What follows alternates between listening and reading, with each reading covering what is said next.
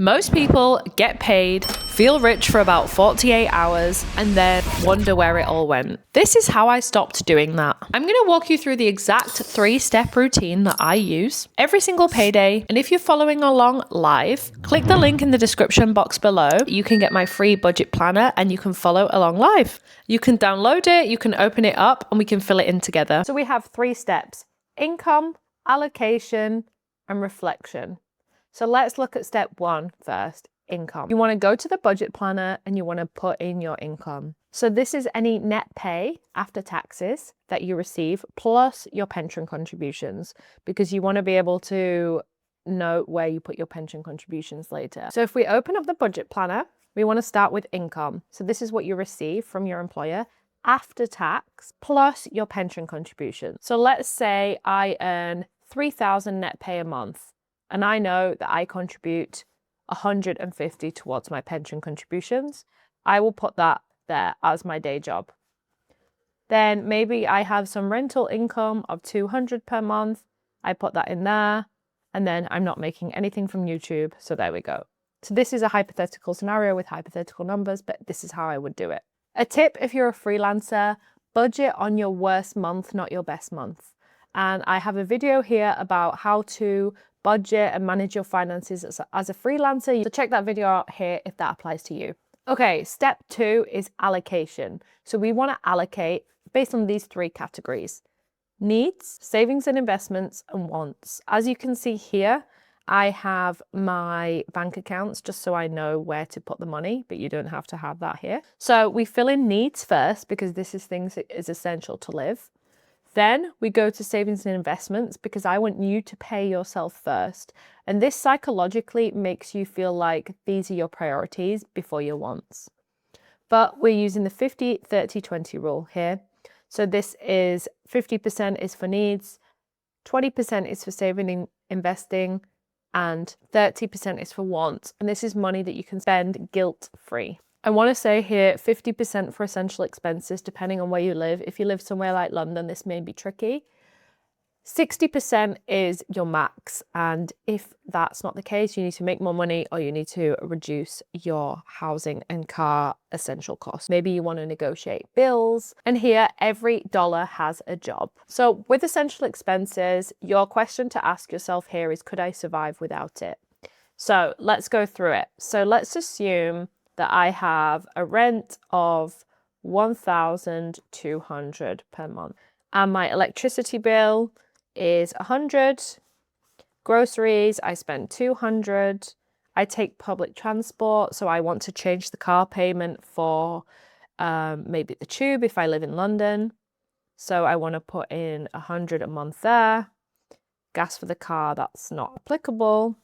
Maybe my phone bill is 20. My internet is 30 and my home insurance is 30.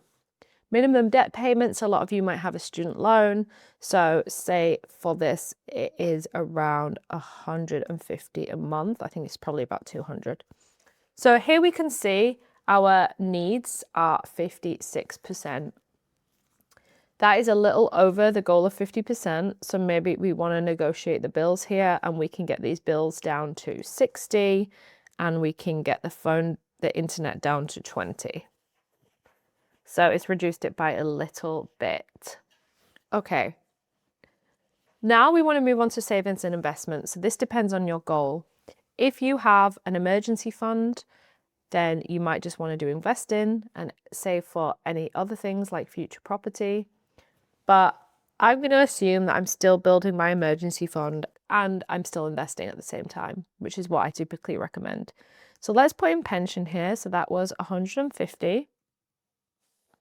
Okay, if I want to save and invest around 10% of my income, that would be 300. So that would be 150 in my emergency fund and 150 in my investment account. As you can see, this is only 13% total with the pension, which gives me around 32% for fun expenses. So I think we should increase this a little bit. Let's do 200 in our emergency fund and 200 in our investment account. Okay. Now we have around 1,000 for our wants. And this is our fun money. This is really important, by the way, because this is our life. This is our fun. This is our freedom. This 30% is not the enemy. This is what we need to have fun and enjoy life. The goal is to be intentional about it, to choose how you spend it rather than let it bleed out without you noticing. So what I like to do here is put in my typical monthly spending and then also add these things called sinking funds. So I like to do a gift sinking fund and a holiday sinking fund. So say I put 30 a month aside for gifts and I want to put 200 aside for holidays. Maybe I spend 100 for the gym. I want to give myself 150 per month for eating out. I don't drink coffee.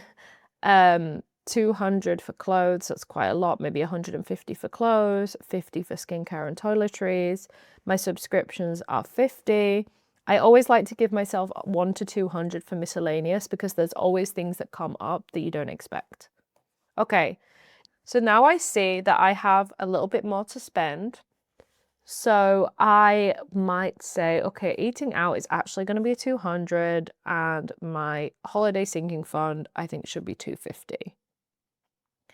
Okay, maybe I do sink gifts for 50. But look, if I put in 100 in my gift sinking fund, that goes red, means I've overspent. So I know that I need to reduce, and that is my spending plan. But we need to know if this is actually going to work. And this is where step 3 comes in, reflection. This is the step that most people skip. And you want to see if your spending plan is actually realistic. No judgment, but just to understand your situation, and maybe you need to adjust.Maybe you need to put less in eating out and more in clothes. Maybe you need to negotiate your bills. You have some realizations about what you need to do to achieve that 50-30-20 rule, or as close as you can be. And it's important to have self-awareness too. So I have 4 questions that I would ask myself when I'm doing the reflect stage. Sit down with a cup of tea, a cup of coffee, spend an hour on a weekend reflecting on these questions and reflecting on how much you spend. Question 1, did I overspend? If so, in what category and what caused it? This is probably usually in the fun category. Maybe you had a month where you were doing more social plans than usual. Maybe you feel that the eating out budget is not realistic for your lifestyle. Maybe you realized that you didn't have time to prepare lunch, so you kept buying lunch out. Then you know that that's a gap and you need to put more effort into meal prepping. Reflection number 2 is, are my essential expenses actually within 50 to 60%? If they're more, do you need a pay rise? Do you need to downgrade your car? Do you need to move to a different apartment that's actually affordable for you? Think about negotiating your bills. Think, do I need it? If I need it, can I live with less of it? And if I do need it, can I get the same for less? And that's where I talk about negotiating bills. Maybe finding another apartment that's a little bit cheaper, that's actually just as good. Okay, third question is, are you restricting yourself? This is an interesting one because a lot of people don't think about this part, but a lot of people, when they start budgeting and becoming more self-aware, think that they can't spend money on anything. But actually that 30% is for you to spend on whatever you want, totally guilt-free. So you need to be sure that you are treating yourself, because if you are restricting yourself and you're trying to save and invest all that money and you're not spending a lot on anything and enjoying, it's not going to be sustainable in the long term. And the reason that this system works is because you're saving and investing, you're paying yourself 20% every single month consistently. And consistency is the key here. You want to balance the art of planning for the future, but also enjoying your life. I know that I love to spend money on travel, and for me, that is a very important thing as someone who is young, doesn't have kids yet. Okay, and question 4, what's one thing I did really well this month? We also need to celebrate our wins because that is motivating. So maybe you thought, right, I have 150 euro for clothes this month and I stuck to it. I'm usually a shopaholic, but I decided I wanted to buy myself a trench coat and a jumper, and that was it. There was a pair of boots that I wanted, but I didn't need them, and I didn't have the budget, and I resisted, and I'm proud of myself. Maybe you set up an automation from your bank account to your investment account, and now you know that's gonna grow your wealth over time and you're super proud of it. So reflect on what you did well this month. So to recap the 3 steps, we have step 1, put in your income. Get clear on your actual take-home pay and work with reality. Step 2, allocate your income to expenses using the 50-30-20 rule, needs, wants, and future you. And then step 3, track and reflect. Not to punish yourself, but to understand your patterns, make any adjustments that you may need to make, and actually grow your wealth over time. So the goal here is not a perfect month. It's to really understand your plan against your actual. You know, in finance, we call this budget versus actual. Do this consistently and the results will compound in a way that will genuinely surprise you. If you found this useful, let me know in the comments down below. I'd love to know what your payday routine looks like and did I skip anything. If you want to see the actual budget planner that I used, as I said, the link will be in the description below. Just type in your email and you will have it straight into your inbox, and I'll see you in the next one. Bye.